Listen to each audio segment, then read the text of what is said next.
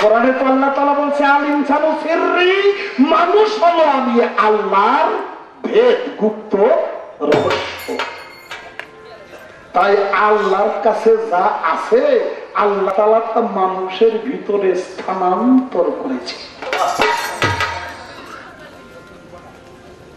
এইবার ফেরেশতারা যখন হারিয়ে গেল, সব ফেরেশতারা সিজদা করে, মুকরম কয় আমি করতাম না, 9 লাখ বছর ইবাদত করছি, সহজ কথা নাকি?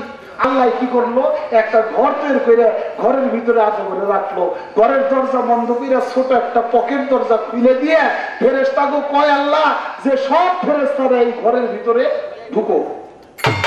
কারণ ঢুকতে গেলে মাথা নিচে করে ঢুকুন লাগে, পকেট দরজা মাথা নিচে করে সবাই মাথা নিচে করে ঢুকে। আর মুকরম কয় যে ঘরে যে মাথা নিচে করে ঢুকতে হবে, মাথা নিচে করে যে ঢুকো, এই ঘরে যদি আদম থাকে তাহলে আদমের সামনে মাথা নত করা হয়ে গেল, সেজদা করা হয়ে গেল। আল্লাহ আবার আমার সাথে কোনো চালাকি বজ্জাতি করা করছে তো ঢুকুম, ঠিক আছে, আমি মাথা আগে দিব না, আমি পাশ আগে দিব, সবাই ঢুকে সোজাসুজি, আর আদম ঢুকে ব্যাগ গিয়ারে পিছন দেয়। আল্লাহ বলে মুকরম আমি তোর উপরে বেজার হয়ে গেলাম, তোর 9 লাখ বছরের ইবাদত এটা জাহান্নামে চলে গেল, আজ থেকে তুই আজাজিল শয়তান, আর তোর জায়গা হলো ফিনারে খালিদিনা জান্নাত। কার জন্য? আদমরে পৃষ্ঠ প্রদর্শন করাইছে, এটা বেয়াদবি হইছে, তারে সেজদা করে নাই। আল্লাহর যারা খলিফা, আদম কিন্তু আল্লাহর খলিফা, বর্তমানে যারা পীর মাশায়েখ তারাও কিন্তু খলিফা, তারা খেলাফত পাইয়া খলিফা হইছে। তাদের সামনে মাথা নত করতে হবে, তাদের সামনে পৃষ্ঠ প্রদর্শন করা যাবে না। তাই ওলি আল্লাহর মাজার, ওলি আল্লাহর সামনে যদি কোনো ব্যক্তি যায়, সালাম ভক্তি যা কিছু করে কইরা 2-4 পাও পিছাইয়ে তারপরে ঘুরে 2-4 পাও পিছাইয়া তারপরে ঘুরে, এটা হলো আদব রক্ষা করা। সালাম ভক্তি করছেন অন্য ঘুরে যাবেন না, এটা হলো বেদবি। আদব ইনসান, বেদবে শয়তান।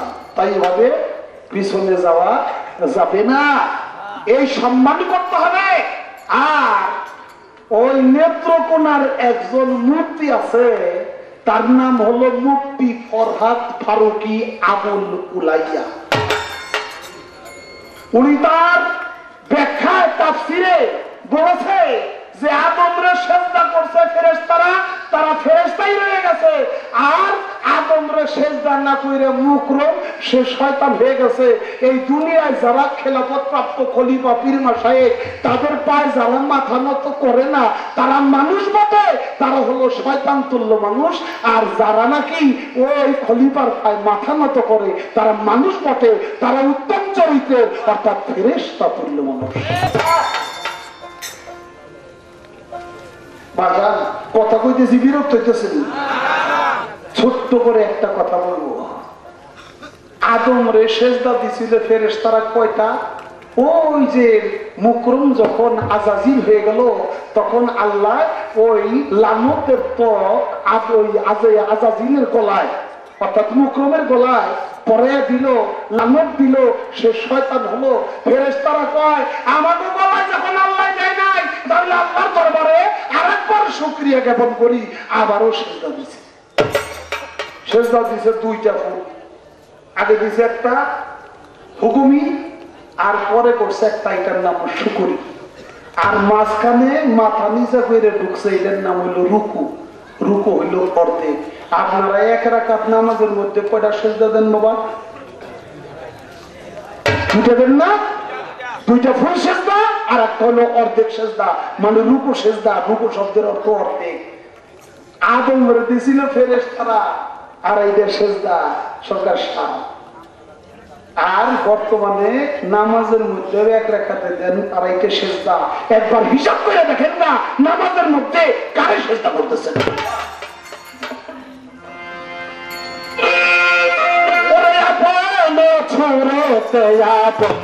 করলেন দয়াময়, করলেন দয়াময়,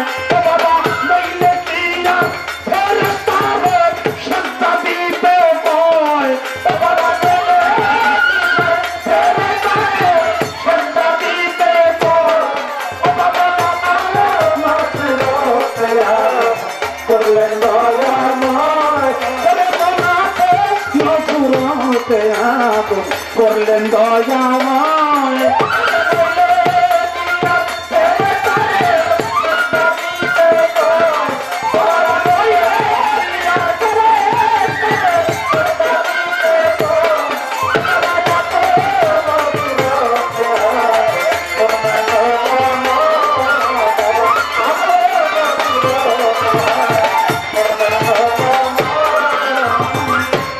শেষে তো আদম ছবি আদাদিন হোক যাতে পাপির দোষে দোষে আদম ছবি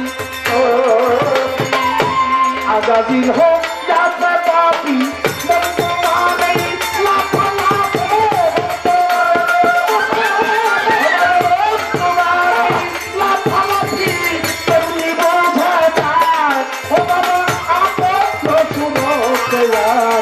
করলেন দয়াময় ও বাবা আপনার সুরতে করলেন দয়াময়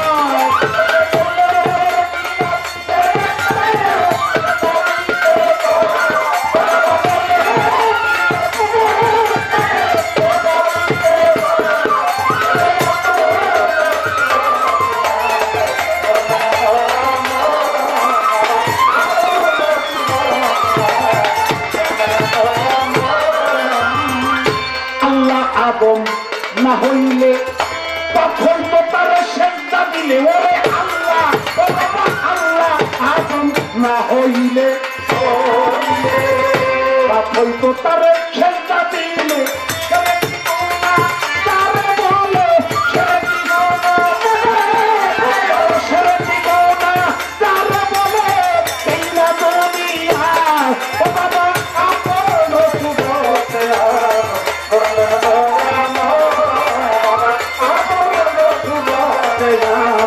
করলেন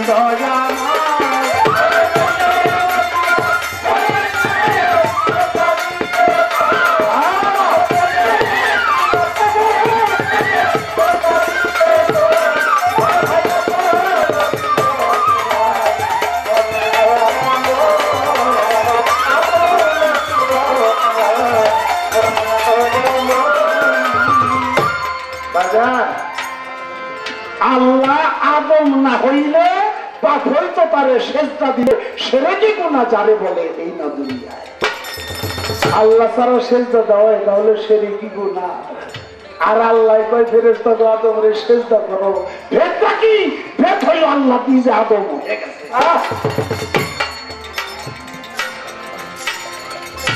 আদমি হইলে তিনি আদম পশু কি তার জানলে মরমে আদমি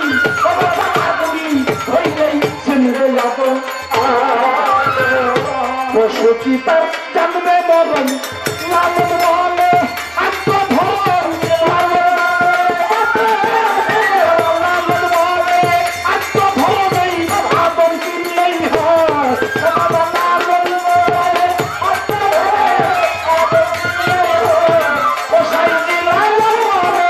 আত্মধরণেই আদম কিনলেই হয় করলেন দয়াময় ও বাবা আপনার ছুরতে যাব করলেন দয়াময়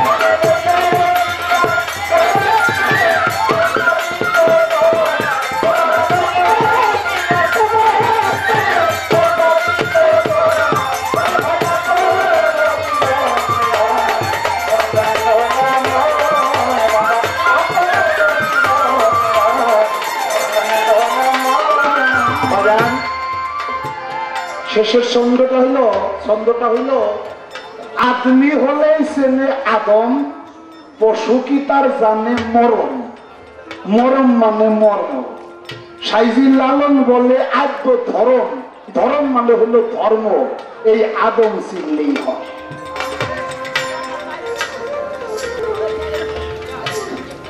একটা কথা আছে না তুম লোক আচ্ছা আপনি হয়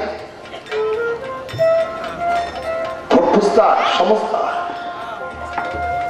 তাই বলছে আদমি হলে সে চিনবে আদম আর মানুষ হইয়াও যে পশু তুল্য সে কি তার বুঝবে মরম মর্ম ফকির লালন বলে আদ্য ধর্ম মানে আদি ধর্ম এই আদম চিনলেই হয়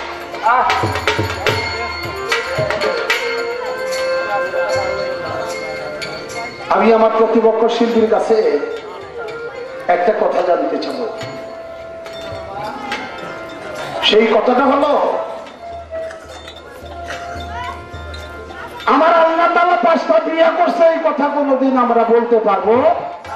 আল্লাহ বলে নাই। 5 জন গোলাবান জন্মাইছে, এটাও করে নাই। 5 তলা একটা বিল্ডিং করছে, 10টা বিল্ডিং করছে, এটাও আল্লাহ করে নাই। মানে এরকম কোন কাজ আল্লাহ করে না। আল্লাহ একটা কাজ করে, যেটা কোরআনে বলছে। বাবা, কোরআনে বলছে কি? সূরা আহজাবের 56 নম্বর আয়াতে আল্লাহ তাআলা বলেছে, ইন্নাল্লাহা ওয়া মালাইকাতাহু ইউসাল্লুনা আলান নবী ইয়া আইয়ুহাল্লাযীনা আমানু সাল্লু আলাইহি ওয়া সাল্লিমু তাসলিমা। আল্লাহুম্মা সাল্লি আলা সাইয়্যিদিনা মাওলানা মুহাম্মদ ওয়া আলা আলি সাইয়্যিদিনা মাওলানা মুহাম্মদ সাল্লাল্লাহু আলাইহি ওয়াসাল্লাম।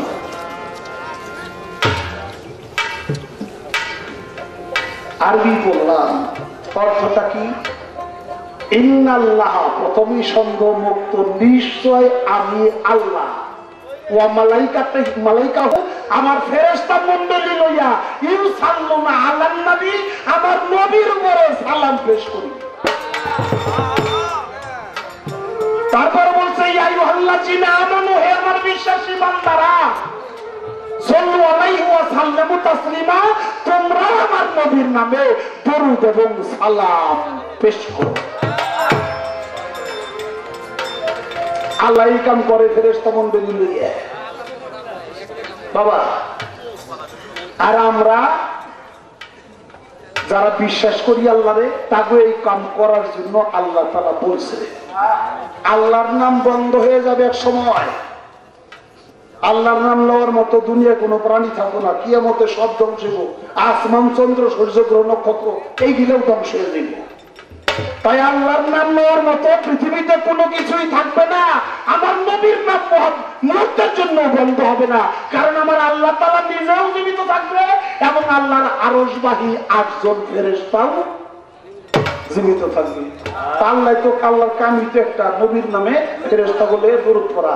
কাজে নবীর নাম মুহূর্তের জন্য বন্ধ হবে না, আল্লাহর নাম বন্ধ হয়ে যাবে। আল্লাহর নাম লওয়ার মতো কেউ থাকবে না।